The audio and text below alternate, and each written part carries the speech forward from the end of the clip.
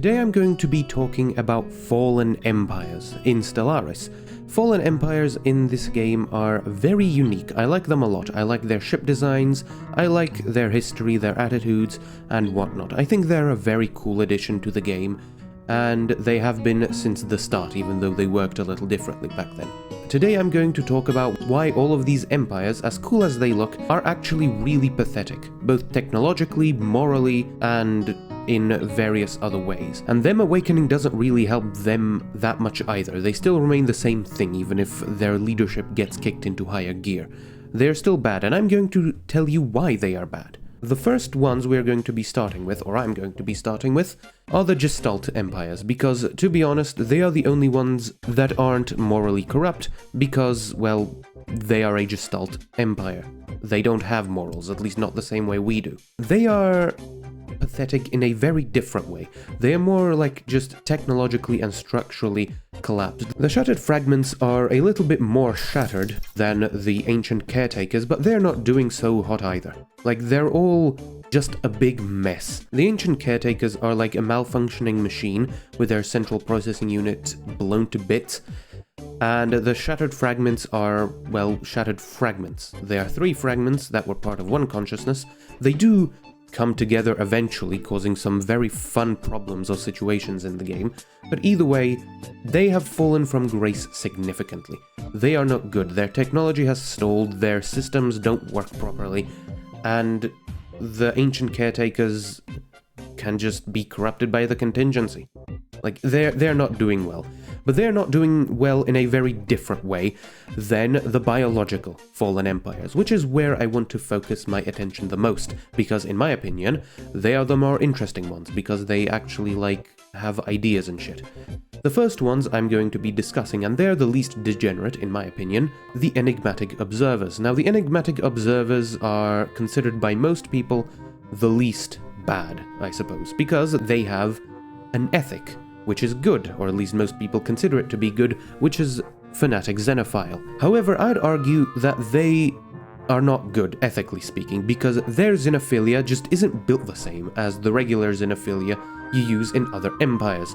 And the reason I say this is because I think their xenophilia is more about them just finding us, the upstart empires and species, very interesting. Kind of like a kid that's very interested in biology watching over an anthill.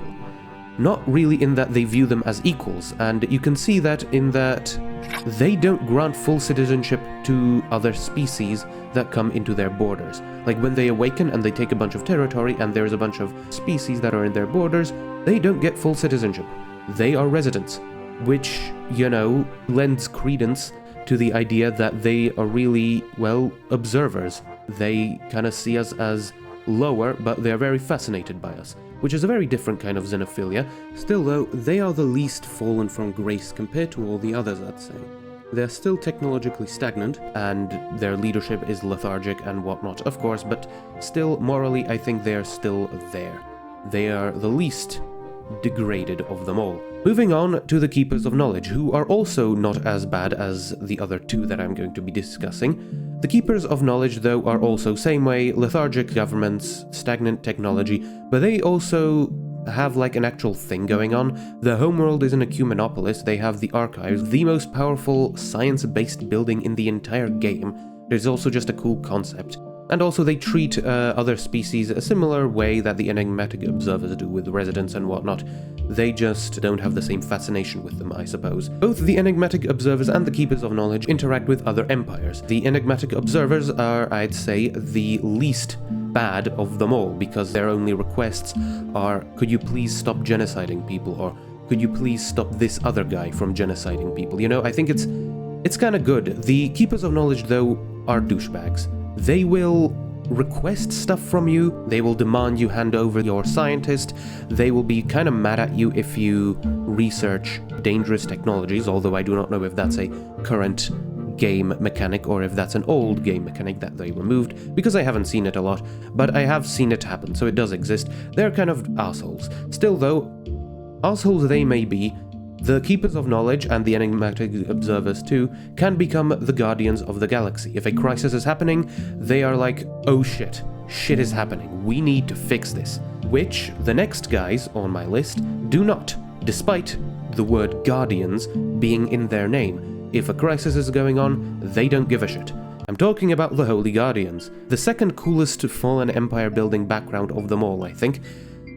The Holy Guardians are kind of interesting. They do not care really about the galaxy as large, they do not become Holy Guardians. They are still degraded the same way they all are, stagnant technology, lethargic leadership and whatnot. They are very religious and in a very, very weird way. Like, it's kind of hard to explain. It's almost as if they worship life itself, but not really, but also yes, but also I have no idea. Either way, they're kind of weird. They have holy worlds, of course. They will not allow you to settle, only if you recover the head of Zarklan, which is a little grotesque, but whatever. And yeah, they're kind of assholes. From what I've seen, they do not demand a lot from players, but they do demand some stuff, and they are not nice about it. Whatever the case, they are not as bad as, of course, the Militant Isolationists, who are the worst. They have the coolest looking Fallen Empire buildings in the background, I'd say, out of all of them, but still, they are the worst. They do not allow you to settle next to them, they have no requests from you because they do not give a shit. They have xenomorph armies, which they're just the worst armies of them all, like morally speaking. If you're fighting xenomorph armies, you are not having a good time if you're on the planet. Luckily, as the players, they are kind of a fun addition, but man, they are bad. They're the only ones who have a Colossus that actually cracks planets, and they are just the worst. But then again, they haven't really fallen from grace, because from what I've seen, they have just always been bad. They are just the worst, and I wish nothing but the worst for them. The next thing I want to talk about is their homeworlds. You see, I haven't really talked much about what their species are and how their homeworlds are called, or what planets they have guaranteed to spawn in their borders, because if you want to do that, just read the wiki. They say it there. I'm talking about why they are the worst, the Fallen Empires, I mean. However, I must say that the Stellaris developers have actually kind of outdone themselves with the homeworlds, because Stellaris developers early on sucked at naming the planets of their pre-made empires. Just a few examples. The Tsin Empire has their homeworld called Tsinia. The goddamned Kingdom of Yondarim has the homeworld of Yondarim, which is not the worst. Jehetma Dominion has the world of Jehet Prime, and I really hate this. I really hate the naming system, because it falls under the same trap as the homeworlds of the four major factions of EVE Online. Now, for those of you who do not know what EVE Online is, or who have only heard of it, basically, I'm not going to go too much into it, but basically there are four major factions, and each of them have a homeworld. And the way the developers of EVE Online named those homeworlds is incredibly frustrating. Do you know what the homeworld of the Gallente Federation is called? Well, of course, it's called Gallente Prime. The homeworld of the Caldari State is called New Caldari, a little different, but is only different because their homeworld of Caldari Prime was fucking taken over, which is why they don't have it anymore.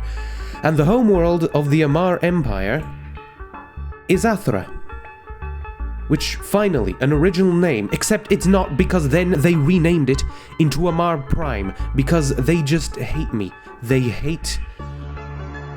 whatever. The universe hates me. And I hate this naming system. I do hate just grabbing the name of either the species or the empire and adding prime or changing some letters at the end of it. I hate it. It is uncreative and it's not how it works. There is a reason we do not call Earth Humanity Prime, because that would be dumb. The reason it's called Earth is because of a bunch of cultural, historical, and perspective reasons. If you have a homeworld, name it normally, please.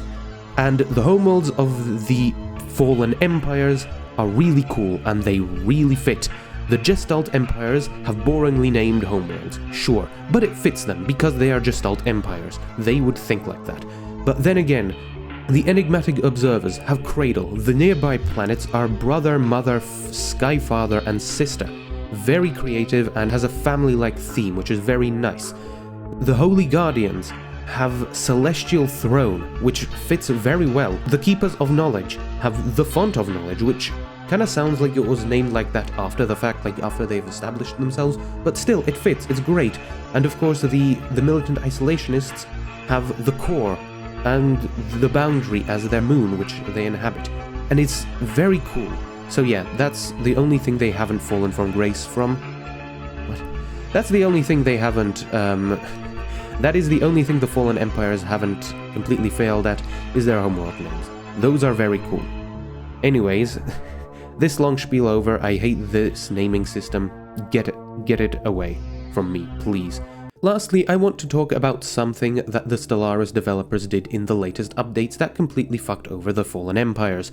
This is something that the Fallen Empires suck at, but through no fault of their own, because the Stellaris developers just hate. They hate us, apparently. Or rather, they hate people like me, who will notice small details like this. What I'm complaining about is the population distribution of these empires, because the Fallen Empires have a very interesting population distribution, or rather had.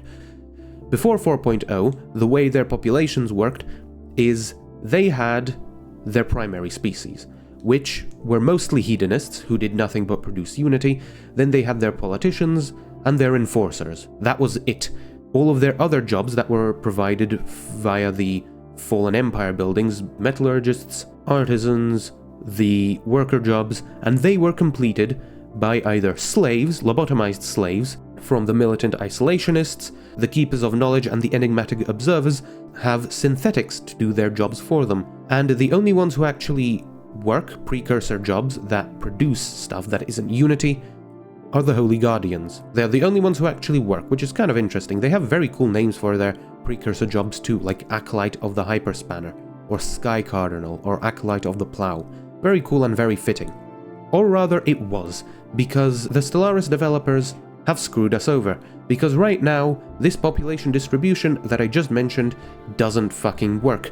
The hedonists are basically non-existent. All the jobs that are just regularly produced by the buildings are filled in by the regular pops of that empire. The synthetics or the slaves that they had are now civilians because their own species are prioritized. So the synthetics and slaves they spawned with are just like, oh yeah, what do we do with them? Well, obviously, they just kind of loiter around and do nothing. Of course, we are the ones doing the jobs, not our slaves. That would be stupid. 4.0 screwed that over and it's not fixed. It doesn't make sense that they have slaves anymore, because the job distribution doesn't work the same way. It had an idea, the idea was good. It worked, and now it's gone. So that really just goes to show that the biggest enemy to Fallen Empires isn't themselves, or even them to each other, or even the endgame crisis. It's really just the Stellaris developers, because now they had to go from a life of complete luxury and not having to do anything apart from some people, to having to work a minimum wage jobs while their slaves do nothing. Great, that pretty much does it for this video. If you wanted something more topical for Stellaris, then I am sorry. I do not do that. I don't do that here. Goodbye.